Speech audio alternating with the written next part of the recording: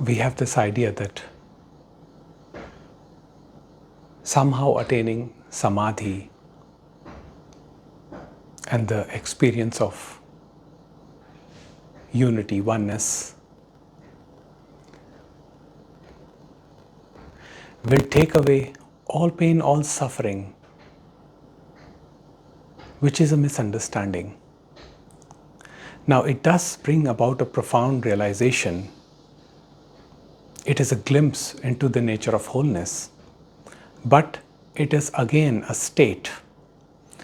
And this samadhi or shunyata, complete nothingness, will also be lost. It is not a permanent feature. However, it is to be understood that the peace that we experience is this very samadhi. It is the substratum, it is the base, which is not to be acquired, but to be realized as one's true nature. So, in order to explain this, I will read Sri Ramana Maharishi's words. And he says, he talks about perpetual bliss or ecstatic states experienced in meditation. He says the final obstacle in meditation is ecstasy. You feel great bliss and happiness and want to stay in that ecstasy. Do not yield to it, but pass on to the next stage, which is great calm. The calm is higher than ecstasy and it merges into samadhi. Successful samadhi causes a waking sleep state to supervene. In that state, you know that you are always consciousness. For consciousness is your nature. Actually, one is always in samadhi, but one does not know it. To know it all, one has to do is to remove the obstacles.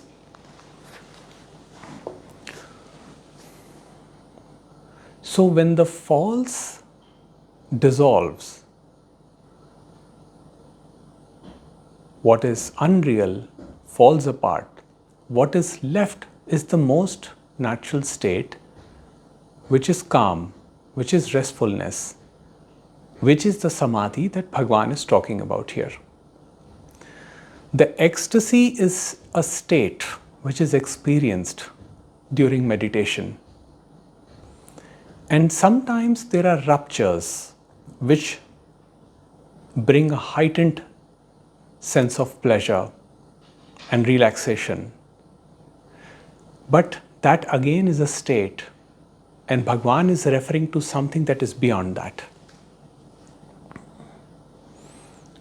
It is not to say that meditation practice is bad. What he's trying to say is that move beyond and recognize that peace which is available in all the three states: waking, dreaming, and sleep. Because that is the substratum, and it cannot even be called a state, because it is the foundation of all experiences.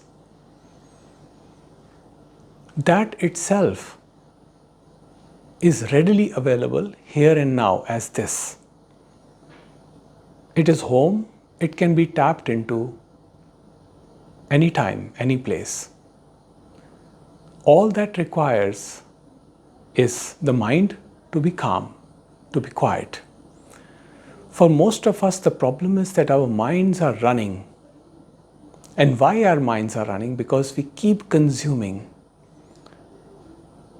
We keep thinking about the past or an imaginary future. We are running the engine, this engine of mind, continuously analyzing, assessing, trying to become better, trying to become whole, trying to experience the ecstasy. We get caught up in the pleasure of ecstasy. And ecstasy can be obtained with different other methods too. Like, for example, sexual union can also bring about some ecstasy. Or certain substances can bring about ecstasy. Beautiful experiences. The experience completely devoid of the subject object. Pure immersion. Explosion of bliss. But those are all states, and they will vanish. And then the usual self, the false self, will again emerge with its patterns and its problems, and again try to find solution by going back and trying to achieve that state of samadhi again. So you see how this mind works. It has tasted the bliss, the glimpse of wholeness as samadhi. Now it wants to catch on to that, wants to hold on to that. It wants to enhance that experience. It says, now I've experienced this, maybe now I want to experience something more ultimate. But you see, that which is the most ultimate is most ordinary, is the simplest of all. And it is here and now. Whatever is arising here in this moment, because it is never lost. So this whole idea of experiences and living in a perpetual state of bliss or ecstasy can sometimes become the greatest roadblock in our spiritual journeys. We may feel that we are progressing, we are advancing by trying to live in that state of perpetual bliss. And we try to train the mind to be quiet. Now, mind is very clever, it learns to be quiet. So when the mind is quiet, naturally one gets a glimpse of wholeness, but it is temporary because mind will come back. So the glimpse of wholeness has to be seen in the movement of mind also. There has to be a knowing in the identification also. So when life presents us with challenges, with involvement, even in that, one has to see the wholeness. When that is recognized, this calm that Bhagwan here is talking about is felt in the waking state. It remains in the waking state as one's anchor. And one does not have to strive to achieve it or attain it because it is already here. One just have to remember to simply tap into it. Even while speaking, while writing, while running, while talking to others, we never lose the sight of our self, our true self, the eternal self. And when we operate from that understanding, from the vision of the self, then what comes out of us is beautiful, is creative. But when we are detached from the self and we involve ourselves and get entangled in the chaos, in the conflict of relationships, we lose the sight of ourself. But in reality, it is never lost because it is through that self only that this whole setup of relationships and conflicts and chaos is happening. So if we remember that, if that knowing is there within while the conflict is happening in a relationship, then one does not get caught up in what is happening. One simply sees whatever is happening as a detached observer. Because the natural state of peace is detachment. It is not to say that the desires will not arise. The craving for ecstasy in meditation will not arise? No, it will arise. Because that is mind. Mind wants to experience more. Mind is craving more.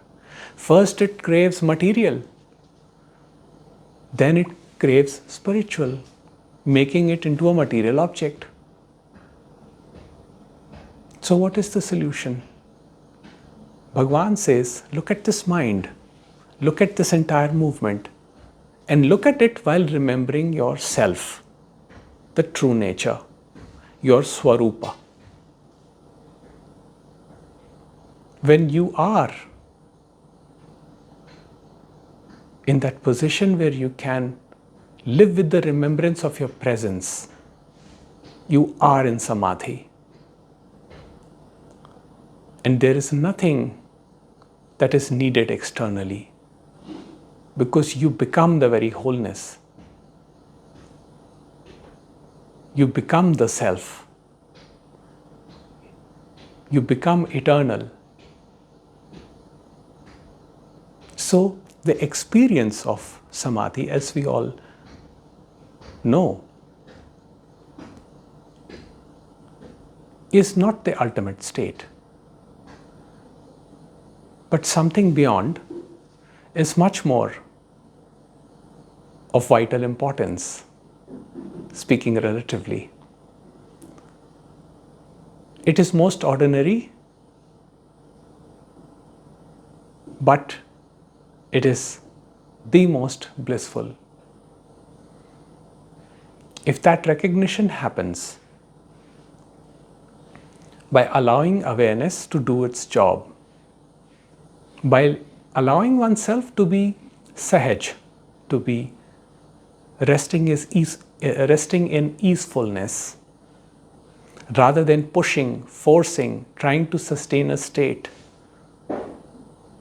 through arduous practices and through meditations and through long hours of japas. These are all beautiful practices. But if the mind is oriented in that way, where it just wants to experience more and more and more pleasure and bliss and ecstasy, then we are missing the point. We are still strengthening the mind. Mind will show us ecstasy, but then mind will also show us the opposite of it, because that's its nature.